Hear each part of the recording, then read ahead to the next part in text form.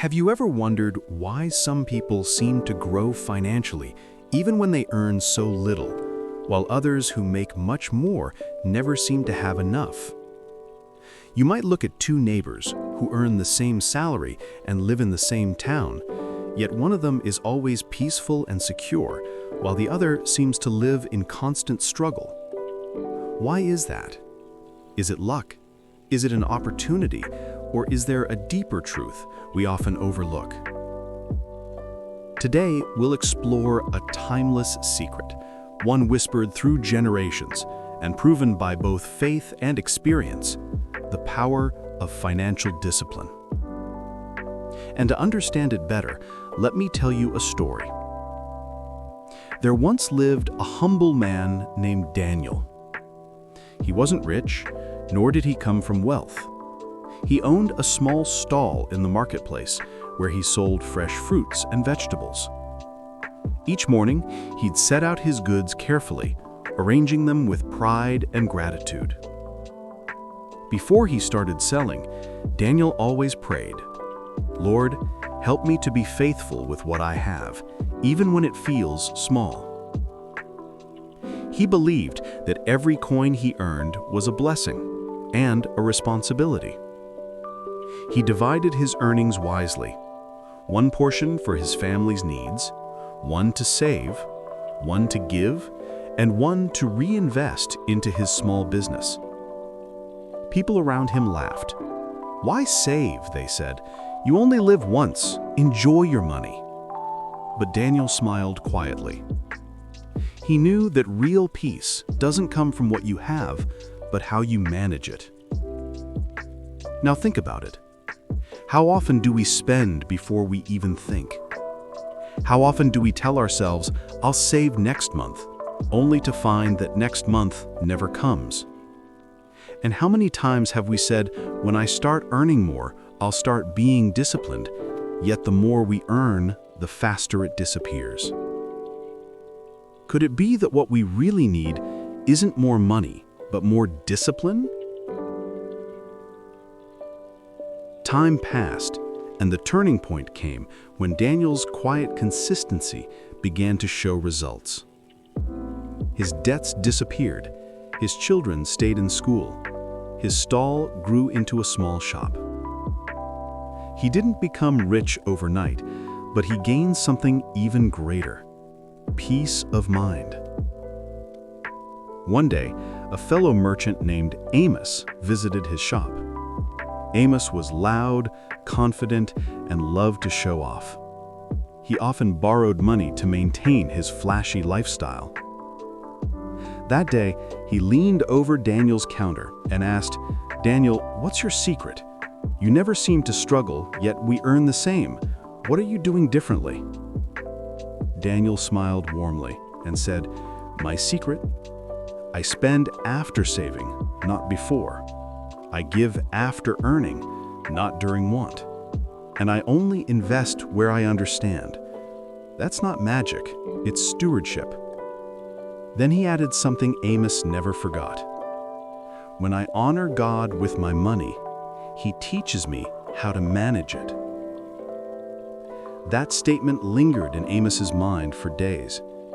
He realized Daniel wasn't lucky, he was faithful. As time went on, Daniel's wisdom began to influence others. In the evenings, after closing his shop, he'd gather a few younger people and share what he'd learned. He told them, "Don't live on impulse, live on intention. Don't compare your life to others. Comparison will always make you feel poor. And don't chase wealth, chase wisdom, and wealth will follow." He often referred to the parable of the talents. The master praised the servants who multiplied what they were given, but he rebuked the one who buried his gift out of fear. Then he smiled and added, "Faithfulness isn't about the amount, it's about the attitude.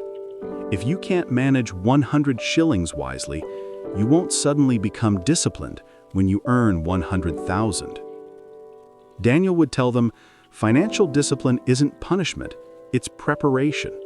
It trains your heart to handle blessings when they come." The turning point for many who listened came when they realized discipline isn't about denying yourself, it's about freeing yourself. Let's bring that lesson closer to our lives today. Maybe you've been praying for a financial breakthrough, asking God to bless you with more income, a promotion, or a new business. But perhaps God is waiting for you to manage the little you already have. If you can't budget a small salary, how will you handle a larger one? If you can't save from a little, how will you save from a lot? Financial growth doesn't start with luck. It starts with habits. It's in the quiet moments when you choose to record your expenses instead of guessing them. It's when you resist impulse buying and choose patience instead. It's when you remind yourself that contentment doesn't mean giving up. It means being grateful while you grow. Today, Daniel's story still speaks loudly. Financial discipline might not trend on social media, but it builds a kind of freedom no luxury can replace. It's the quiet act of saying, "I'll wait," when everyone else says, "I must have it now." It's learning to say no to things that don't serve your future, even when they look appealing today. When you live this way, you stop being ruled by money and start ruling over it. And that, my friend, is true financial freedom. It's not about having more, but about needing less. The Bible says in Luke 16:10, "Whoever can be trusted with very little can also be trusted with much." Financial discipline is a test of trust.